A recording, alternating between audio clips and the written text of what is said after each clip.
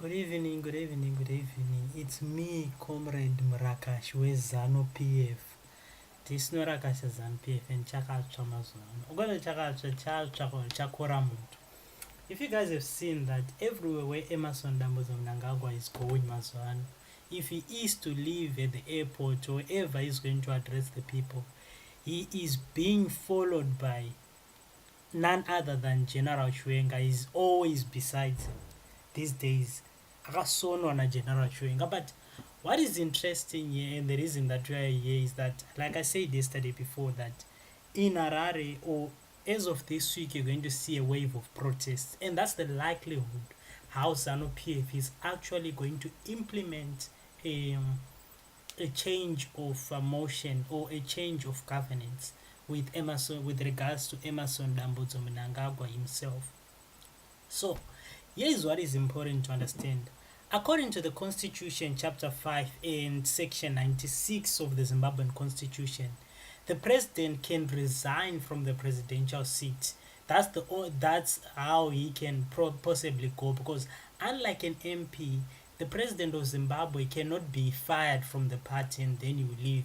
But besides that, even if they want to pursue a case where they impeach Emmerson Mnangagwa, at the current moment, Emmerson Mnangagwa seems to have parliament in his pocket, and he also seems to have the judges in his pocket. So the only best legal way for Emmerson Mnangagwa to go out is through forced resignation.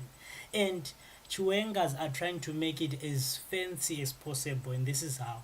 Chiwenga is seemingly walking with Mnangagwa, shaking hands and greeting him to put up a picture or a perception to the world or to the cameras that they are getting along, so that when Emmerson Mnangagwa finally retires or finally resigns from the party, it doesn't look like a coup, or it doesn't look like he was forced to resign. It will look like something that he did on his own. So that's what the change is happening, and I think the change is already happening. Emmerson Mnangagwa at the moment is no longer in power, or is no longer in power, at least for now. That's one thing that we can understand. But what's funny is that Emmerson Mnangagwa, if you guys were watching, we must be respected. We are majority. We are the people.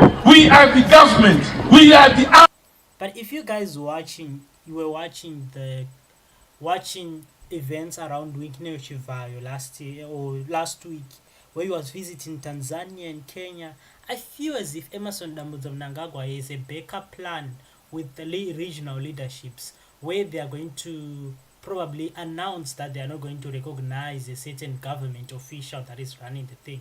But just the visuals on your screen is Emmerson Mnangagwa's advisor, spokesperson, threatening to rape Namatai Kwekweza.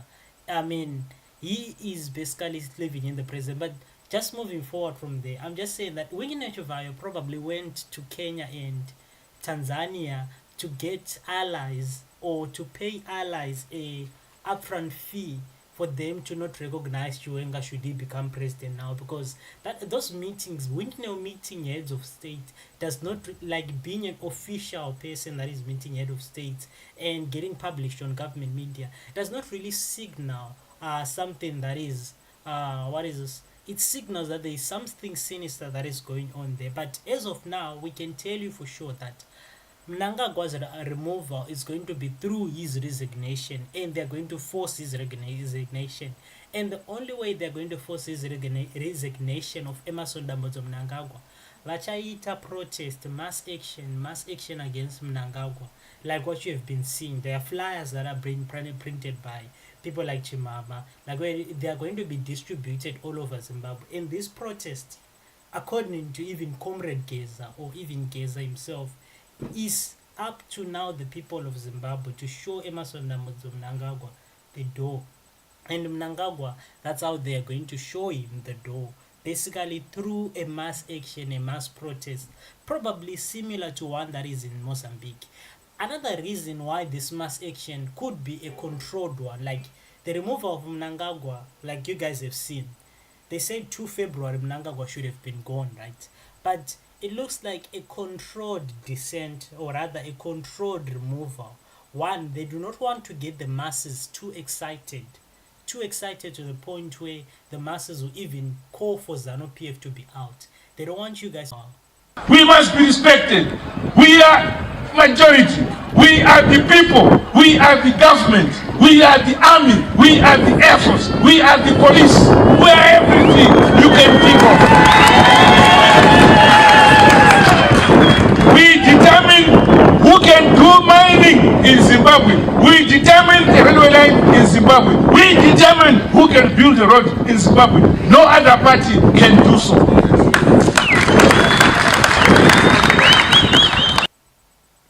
Okay, so that is done, so we'll play this one. Okay, basically I was just playing that because I was having a difficult with connection there, but it's even in ZANU-PF's own constitution that they claim their main objective is to forever holding on to Zimbabwe's mineral and resources. That is their aim, so it's nothing new that Emmerson Mnangagwa is saying there. And even if we assist them to remove Emmerson Mnangagwa, they still want to be in power. And I doubt whether they are going to consider sharing some of that power. But to remove Mnangagwa, they have to calculate the possibilities. One, if they are to remove Mnangagwa, they have to make it a slow descent. So what you are going to see is like a protest that happened in Bulawayo, for example. You saw that the vendors, for some reason, were allowed to protest.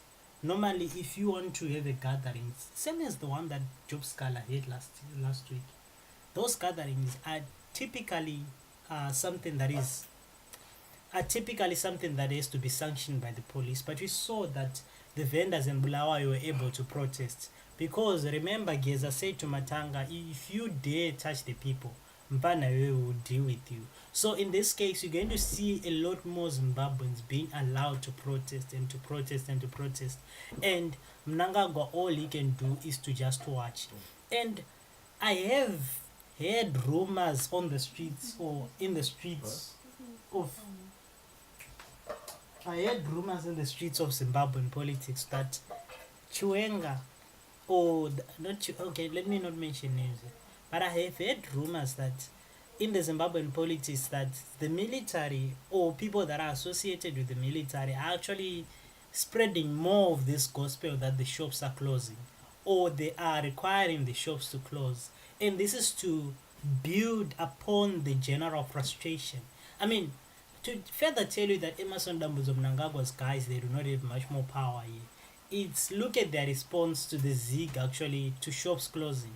All they could say this morning was that shops, they are too weak and they can't manage their own finances, and the Zig keep on staggering.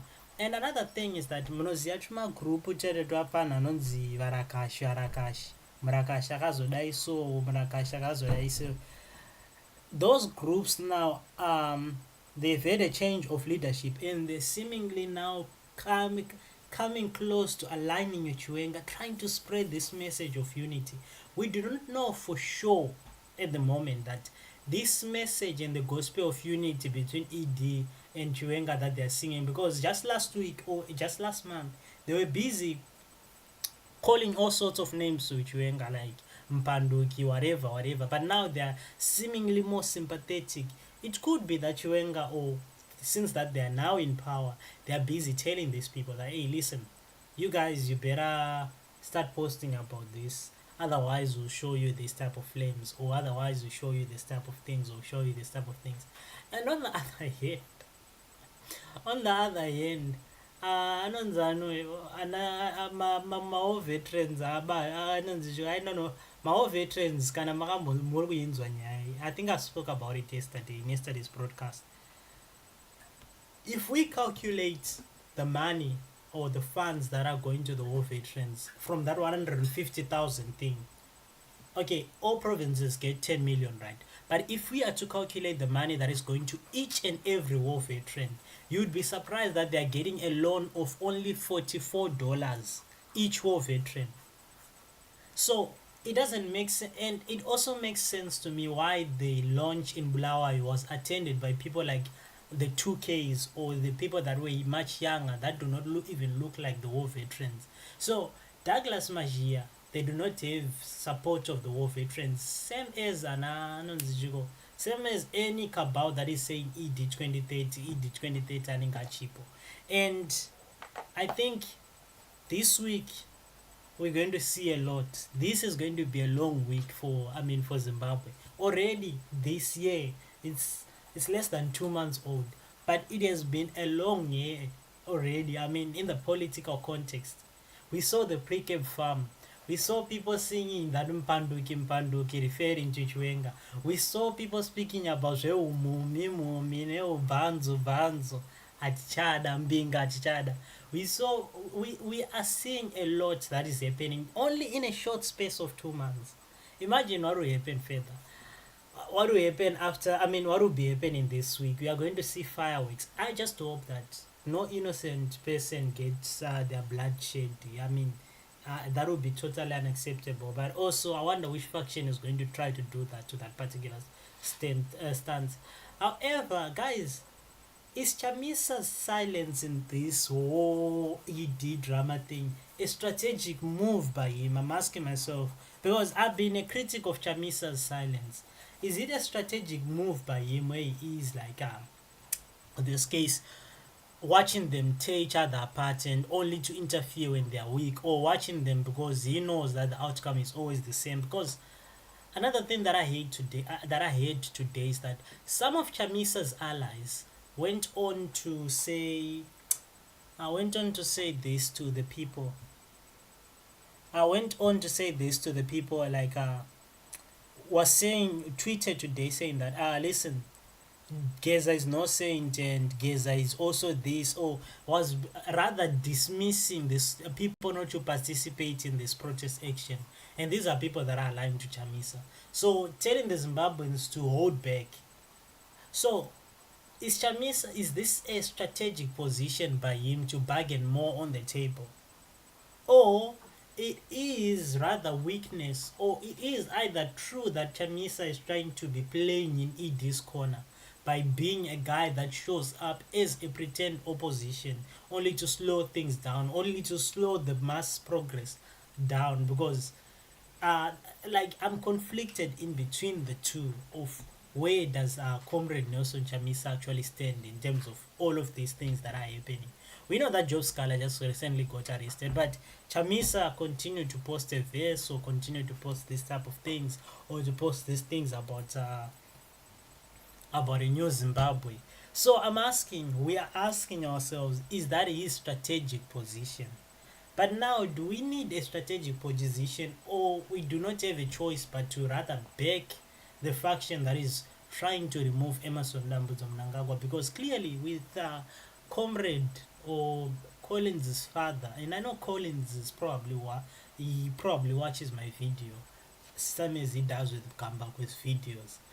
I know that Collins' father is like, we cannot move on with that type of guy, or we cannot go forward with that particular type of an individual as a nation. And it is important for us to actually realize this. So given an option between Geza or Chiwenga and this ED 2030 faction, I am rather going for the Geza Chiwenga, even though I know that their plan is to screw us over. Because our opposition, or the people that were champions for change, they're not presenting any plan on the table, or they're not trying to be political commissars. Now we have to depend on people like Chimama is not just an ordinary person, people.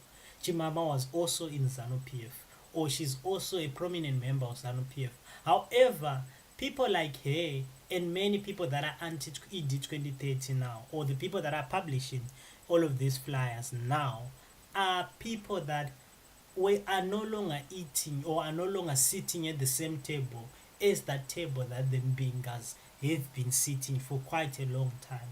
And for them that eats them, or for them that is pain to them, and that is painful to them, that's why they are coming out to speak out. Otherwise, if we tend to actually want to look at what has been happening, none of them actually came out at important key events. For example, when people were being shot at in 2019, when 9 people died in the CBD of Harare, when when MPs were being hunted down some of them abducted, some of them forced to actually resign. When Shabangu came in, none of these people actually came out to say like, no, but the legal justice system of Zimbabwe is not being fair to this. They didn't see opposition as an opposition, or as rather a child of a Zimbabwean. They saw it as an enemy to them at that particular time, because maybe they were feasting together.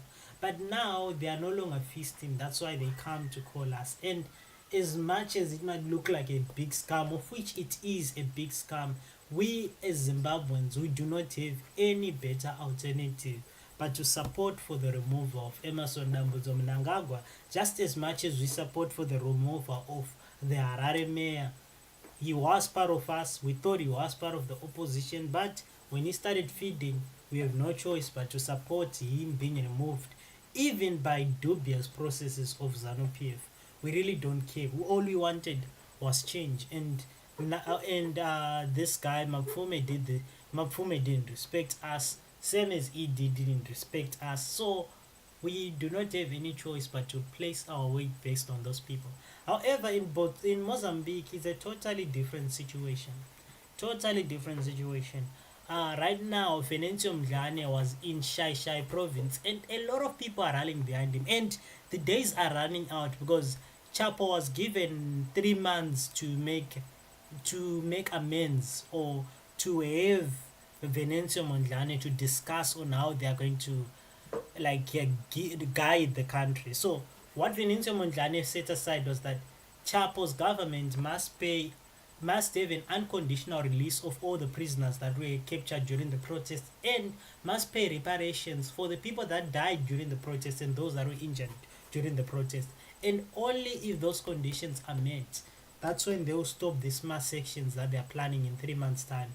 And that's when they would actually sit on the table and negotiate with Chapo. And I need to remind you this, that in Mozambique right now, they are deciding their own prices for like the toll gates. They are no longer using the toll gates. In fact, today, they went and freed some of their people that had been detained by the police on their own, because according to them, they only realized the authority of Venancio Mondlane, not of Daniel Chapo. So that type of opposition, that type of strong bargaining from an opposition political party is what Zimbabweans are looking for. And at this particular point in time, guys, or at this particular point in time, we do not have such stronghold or strong opposition that can actually say that. I think the last time I remember Zimbabweans being excited to actually change something was in 2023 and 2018. But now they kind of like have accepted that nothing will happen. And the last time I remember them was in 2008, during those time of Trangira, when there was short sleeve, long sleeve things that were happening behind the scene. That is the time that things were actually where Zimbabweans wanted these things to be happening. And also at that time, the comrade gazers and all of these comrades that are coming out saying that we are Zimbabwe, we are one, including comrade Nyoka Mabono, they never came out and said that why are you killing a Zimbabwean? For them, they fought the war and the revolution, the spoils belongs to them. They believe that they own everything, and they have a supreme say on everything. And that's not how you just exist over society. Perhaps this time some of them are actually realizing that maybe we're at fault here. But after Mnangagwa was removed, I like, what is this? I want to see if I'm going to be proven wrong, because I can already predict. But whether or not we should ask the people of Zimbabwe, we should participate in this thing of Mnangagwa to be removed, I won't lie to you.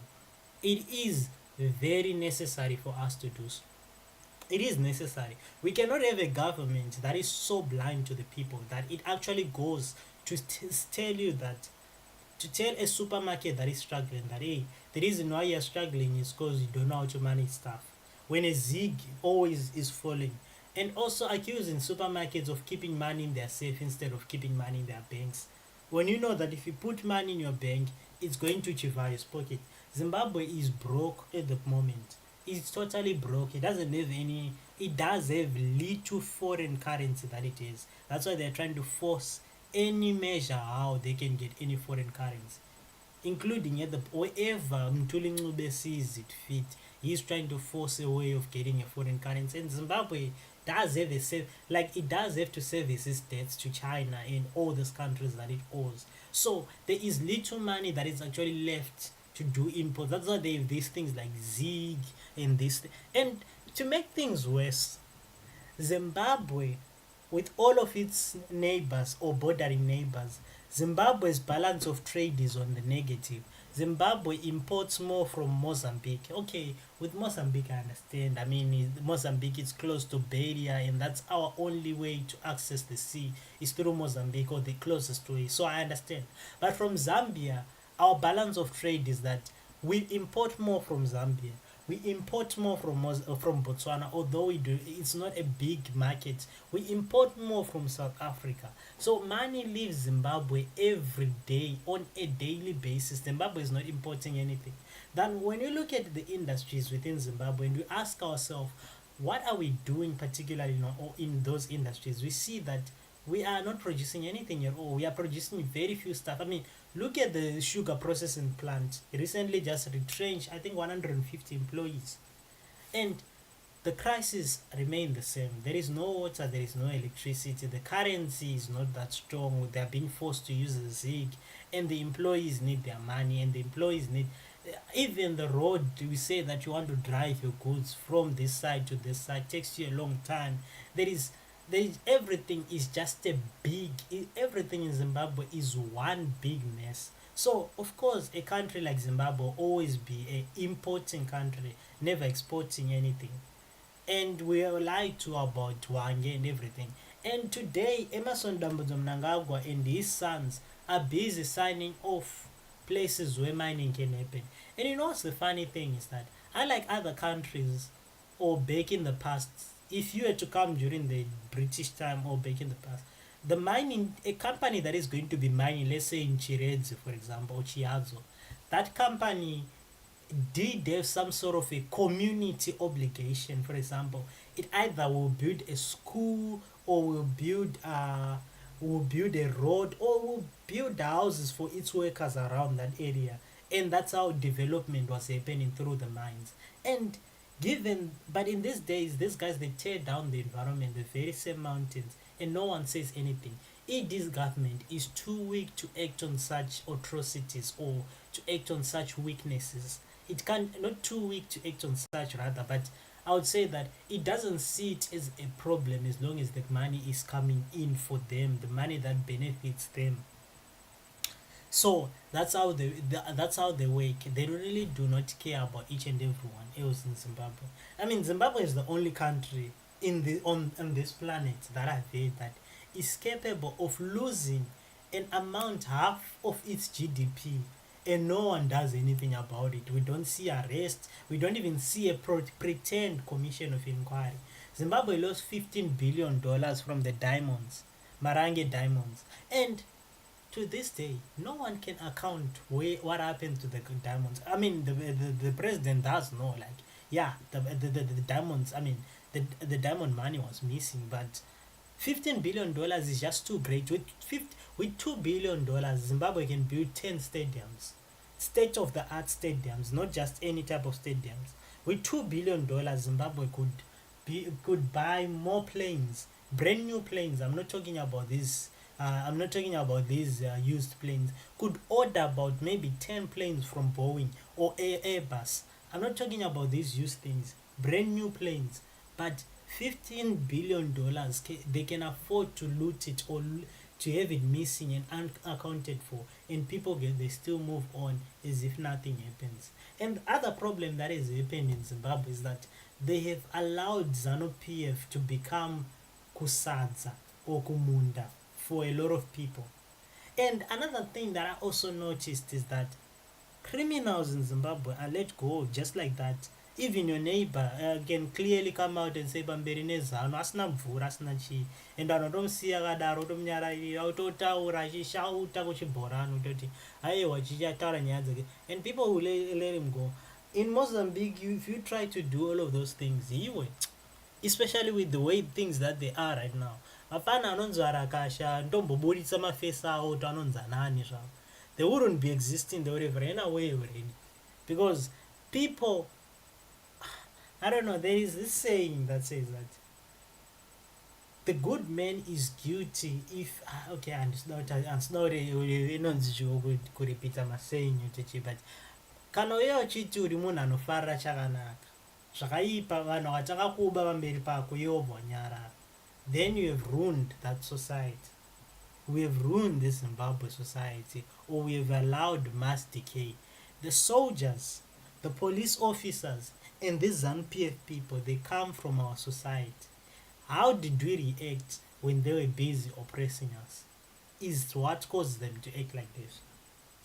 Munhu achizikanwa adresi yake kuti anogara papo obatwa achirowa munhu mutaundi, komana mufesi anofanira kutouya toexplain kuti akomana anonzi chikwapa ndakatadza, ane masaga ake achiexplain kuti akatadza urwerei munhu mutaundi, vhenda riri kuzvitengesera zvaro madomasi mutaundi, anoita anga asingagari muZimbabwe. But in Zimbabwe, with our people, they've allowed such a societal decay to a point where anything goes, anything can happen. I mean, things they really don't care. And one thing that baffles me is that at some particular day, if there was to be, let's say America is invading Zimbabwe, what would be fun is that the citizens of Zimbabwe will not go say that, no, we stand with our country. Some of them will be like, I will show you where they live. I will show you where Mnangagwa live, where these people live. Because what ZANU-PF has managed to do, by labeling us people, or by labeling this person as Mpanduki, enemy, Feswemabunu, they've managed to divide the nation. I mean, Gugurawundi was the first part of it, but we now have people that call themselves Mtwakas. If people were to actually, if there was a terror group that was to actually form out of Zimbabwe, of which at this point it's more than likely, like if there's a terror group like the ISIS or anything of that particular sort that is to form in Zimbabwe, trust me, Zimbabwe has all the great recipes in terms of the young men that are unemployed to simply just blindly join any civil war group just for the sake of maybe they give them drugs or they give them this. That's what our society is at. A very sorry, pathetic society. And it's not going to take America to save us. It's not going to take SADC to save us. It's not going to take anyone to save us. It's only through mass societal realization that something is wrong in Zimbabwe can something actually change in Zimbabwe. Otherwise, if we remain like this, and just step aside in each and every battle, we are going to become victims of a slow but painful death, rather than victims of those that died in the trenches, died trying to protect their sovereignty. Died trying to protect or standing up for something. China did not become the China that you see today because of this. Yeah, of course, there was a time when Mao Zedong and the liberation China, where actually the split of Taiwan, there was a time of war where people they did not understand each other. But ultimately they came to their senses. And this is where the China that you have. The China 50 years ago and the China now, it's like they went to 1,000 years in the future. The Russia that you see was not always the Russia that it was before. They actually had to go a revolution. What's fun is that the meme that I often see is that the French Revolution was triggered by a 2% tax increase. Mtuli Ngube wants to tax your ngoro, an unemployed person. I know takes ngoro yako, and people they sit down, they pretend as if everything is fine. They even start gossiping about Zim Dance or Winknell up animal guy, and people they just keep quiet. And speaking about Winknell, just heard that he paid Boso's fees. Boso had been banned by FIFA from participating in any matches up until they paid their head coach. I do not know for exactly what reason, but maybe Boso doesn't have money, but also they didn't pay their coach, so Winknell stepped in and actually paid the coach. And in this platform, I, the comrade, have always bashed Winknell Chivayo. But in this case, I kind of like welcome the gift, but I still want to see him behind the prison. But also, Winkner is also gonna ruin it for us when it comes to FIFA, because you saw Pakistan and Congo being banned. I forgot about a third country that just got banned by FIFA for election interference, things that are similar to what Winkner just said about Mobile Magwizi. So, if the arbitrary case actually reaches what is Switzerland, Zimbabwe might not be able to participate in Morocco AFCON. And what makes things even much more worse is that Zimbabwe cannot be, may not be even able to participate in next month FIFA qualifiers if things stand the way that they did. If the investigations actually come and say that there was some evidence that suggests that Zimbabwe did not play well. Otherwise, though, it's simple, like what we have discussed before. If and when and should anawinkinero chivayo, anawinkinero chivaro, and ZANU-PF and ED be allowed to lead after this week, it's not going to be, or even allowing him to finish this whole year and thinking that he's going to finish 2020, what is this, 2028. That would be the worst disasters for all those people that were anti-2030, because he's gonna get rid of them one by one. They're gonna be disappearing one by one. He's gonna use that type of a strategy. But should he get out of it this week, that would be good for them.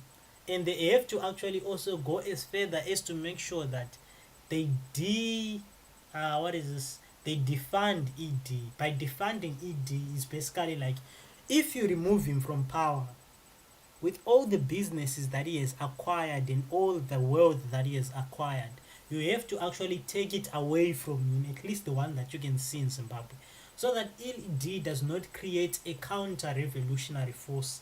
Or this is normally when people are removed like this, they become bitter and they start spreading misinformation or some sort of propaganda. But not only that, it becomes bitter sometimes that it goes into a red phase where they actually start buying militias, or they start causing havoc. I mean, the guy once bombed a train before as part of a guerrilla militia group.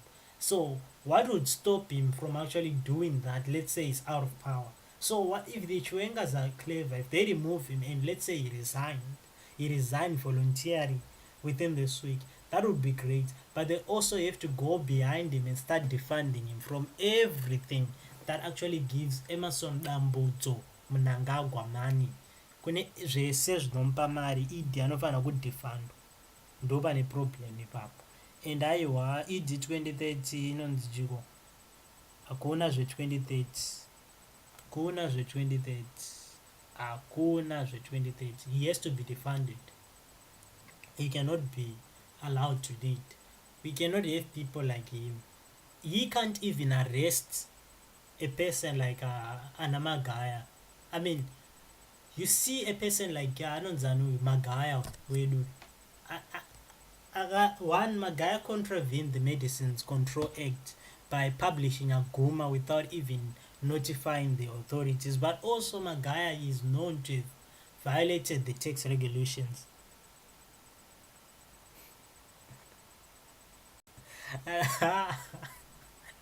But the history says that he bombed the train. That's what we hear from the history. I think the name is Erisha M. Mnangagwa said that he bombed the train, but he was facing some sort, like before he went to Zambia. I'm not sure. So he said that it's true that Mnangagwa came from Zambia, not Zimbabwe. He's not a Zimbabwean, but he's rather a Zambian. But back on my issue is that Mnangagwa can't even arrest people like Magaya, a simple person that has been conning Zimbabweans with all this set of schemes. I think at some point I heard that he went as further as South Africa, Cape Town, to con some people in Belleville from a housing investment, the money that they've never gotten. So, people tell me, a person like him that is proven to society beyond any reasonable doubt,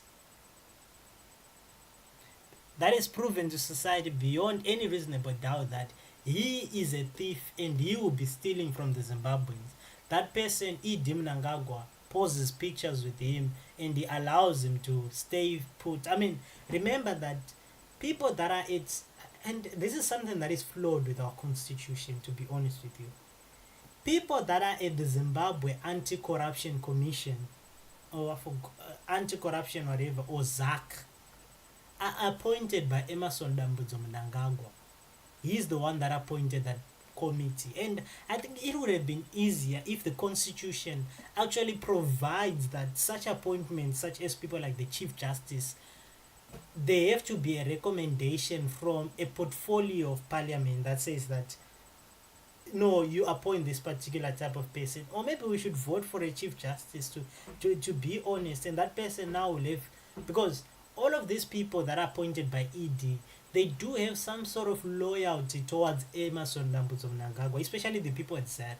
They have loyalty over Emmerson Mnangagwa, that some cases they let them slide, they do not prosecute them. Although that this week I've heard that parare pacha roots kwachiwenga ngasurungotaura something just kuziva, because one thing that I heard, and I'm not saying that it's going to happen, but one thing that I heard is that mapurisa, or not mapurisa, masoja have a list of people that have been looting or have been benefiting from all these tenders and stuff like that.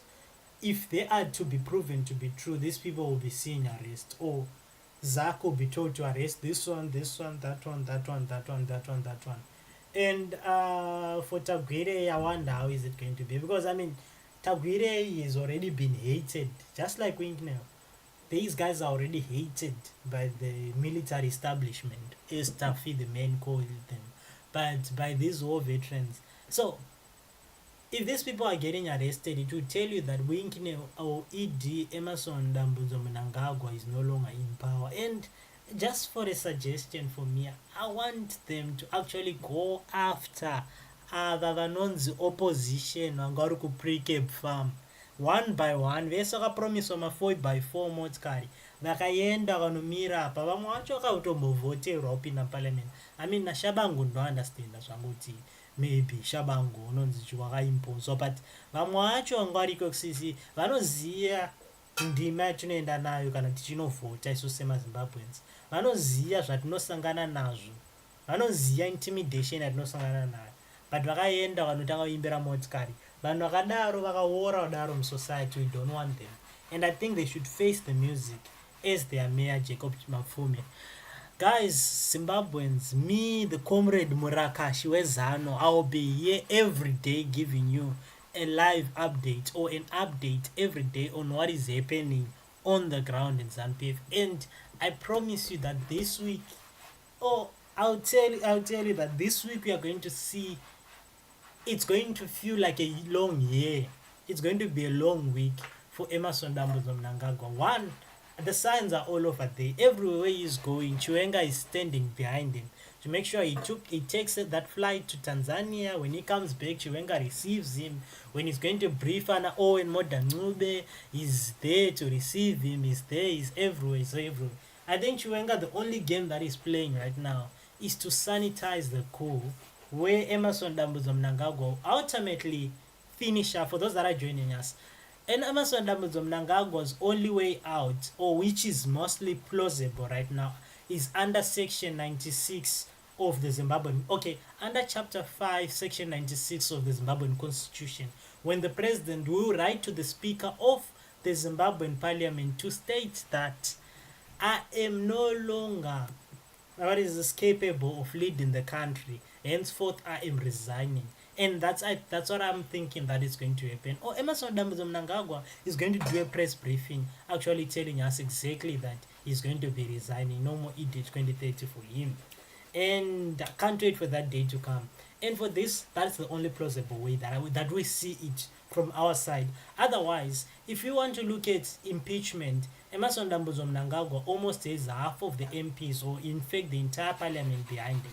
He also have the Speaker of Senate behind him. He also have the Speaker of the National Assembly behind him. He also have people like Luke Justice Malaba behind him, or in his pocket. So the best way is to actually him being intimidated to leave the office by actually resigning.